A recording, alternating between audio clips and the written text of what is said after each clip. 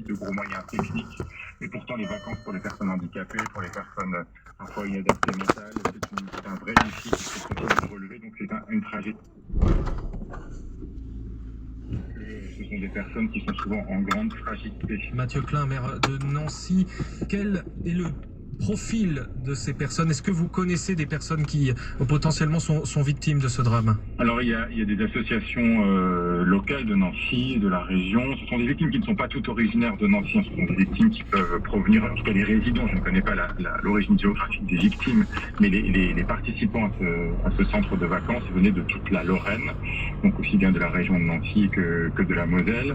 Ce sont notamment des personnes issues de plusieurs associations qui prennent en charge les personnes qui ont un handicap mental, donc des personnes qui peuvent être parfois en grande fragilité psychique et psychologique, des associations qui font un travail très important au quotidien, que nous connaissons très bien, avec lesquelles nous travaillons tous les jours, et qui font appel d'ailleurs au service de cette agence Oxygène depuis longtemps, sans jamais rencontrer de difficultés jusqu'ici. Vous, Oxygène Vacances Adaptées, donc c'est le nom de cette agence. C'est une structure que vous connaissiez déjà? Oui, c'est une structure qui est implantée à Nancy, qui travaille avec les associations elles-mêmes accompagnant les personnes handicapées au quotidien, qui a en charge justement l'organisation de séjours adaptés.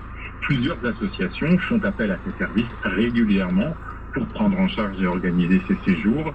Ce sont des structures qui sont toutes très bien connues, très bien insérées localement. Des structures sérieuses, reconnues? Tout à fait, sérieuses, reconnues, qui travaillent en lien avec l'État, en lien avec le conseil départemental, en lien avec les communes, avec la métropole. Donc nous sommes là face à une situation qui, en tout cas, est une situation dont l'enquête dira quelle est la nature de la cause de la catastrophe. Et je laisse évidemment l'enquête se dérouler.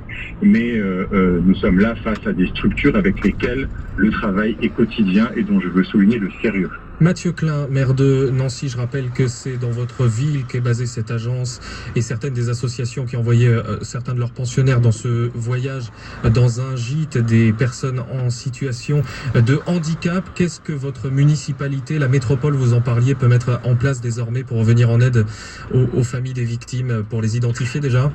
D'abord, il faut laisser le travail d'identification se faire, bien sûr, et ensuite, que ce soit la ville de Nancy, la métropole du Grand Nancy et le conseil départemental de Meurthe-et-Moselle, je me suis entretenu avec sa présidente Inès Kironi tout à l'heure, nous mettrons les moyens à disposition pour accompagner les familles des victimes, pour les victimes qui sont issues de notre territoire, que ce soit les moyens psychologiques. La préfecture de Meurthe-et-Moselle a d'ores et déjà mis à la disposition des associations sa cellule d'urgence psychologique qui est activable à tout instant. Je suis aussi en lien avec le préfet de Meurthe-et-Moselle à ce sujet, et nous accompagnerons au long cours les familles et les associations qui ont aussi perdu peut-être des leurs et qui vont faire face au cœur de l'été à évidemment beaucoup de difficultés pour pouvoir accompagner les professionnels, accompagner les personnes accueillies, pour les assurer de notre solidarité, de notre présence, de notre soutien psychologique, humain et matériel, autant qu'il sera nécessaire. Est-ce que vous craignez d'ailleurs que ce tissu associatif dont vous parlez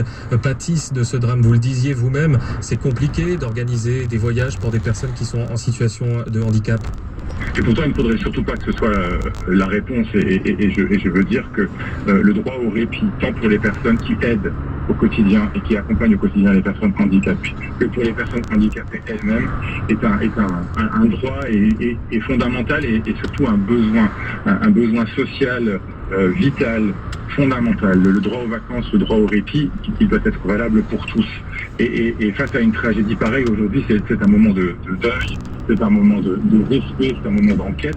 Donc il ne faut pas tirer les conséquences hâtives et il faut surtout continuer à travailler pour faire en sorte que ces structures dont je redis le sérieux, le professionnalisme, la reconnaissance de la part de tous les acteurs, toutes les structures qui ont aujourd'hui des personnes qu'elles accueillaient, qui ont été prises en charge dans le cadre de ce séjour de vacances, sont des structures absolument reconnues et